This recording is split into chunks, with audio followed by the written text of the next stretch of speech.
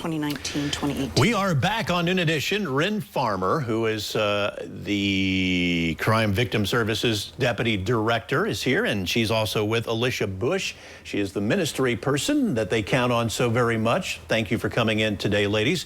So it's Elder Abuse Awareness Month, so the very first thing we want to make sure that people understand is look out for your elder people, because this is a time for them to be taken advantage of, and we don't want that happening.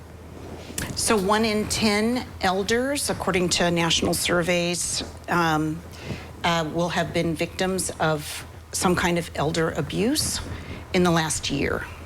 And Ryn, a lot of these go unnoticed and unreported, which is the worst part. Absolutely. We have many, many cases where they don't report because they don't know that they're being victimized potentially. Maybe they're isolated either purposefully by family members or just because of the nature of, you know, the state that we live in. A lot of our elders don't have a lot of support. So that's what we really want to focus on this month, is making sure that we are providing that social support to elders. So checking in on our loved ones, checking in on our friends, or, you know, people from church that we know might be isolated, to make sure that they have that support that's needed and that they're not alone. I know one of the things that jumped off the page at me, and after I read it, it made sense, but financial. People don't stop and think about financial abuse, and that's probably pretty high up there, isn't it?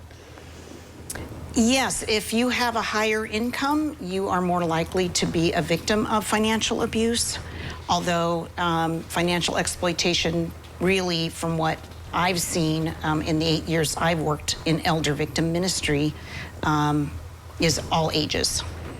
Now, with this being a month that we want to make people aware of, what are some of the things that you guys see the most often out there? Yeah. We see the most often, so right now we are seeing more violent crimes. So we're seeing violations of protection orders, we're seeing assaults, we're seeing domestic violence. And in 2022, 54% of our caseload was for violent crime victims, and that would be for people aged 50 and older.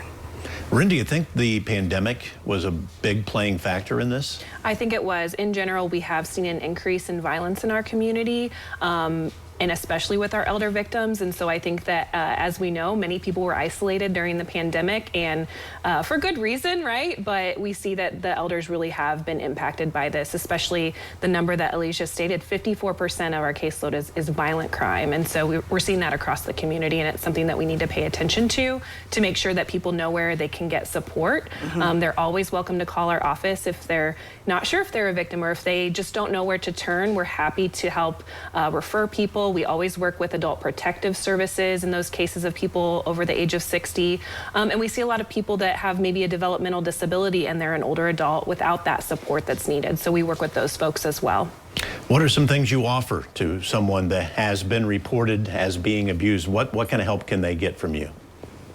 So we focus our services in the areas of safety, healing, justice, and restitution, which would be legal and financial recovery. So we provide safety devices for some people who would need that. We provide phones. Sometimes people need a phone. Crisis counseling. And then we collaborate, as Ryn said, with Adult Protective Services. We also collaborate with Crossroads Crisis Center when it comes to domestic violence victims. We provide a listening ear, and as you'd mentioned earlier, we have a program called the Are You OK program. We have volunteers who reach out to people once a week to touch base with them and provide some long-term support to avoid re-victimization. Ladies, thank you so much for your time. It always goes too quickly. We have so much more we could discuss, but we appreciate the valuable information here this afternoon. And we're back with another look at the full weather forecast coming up.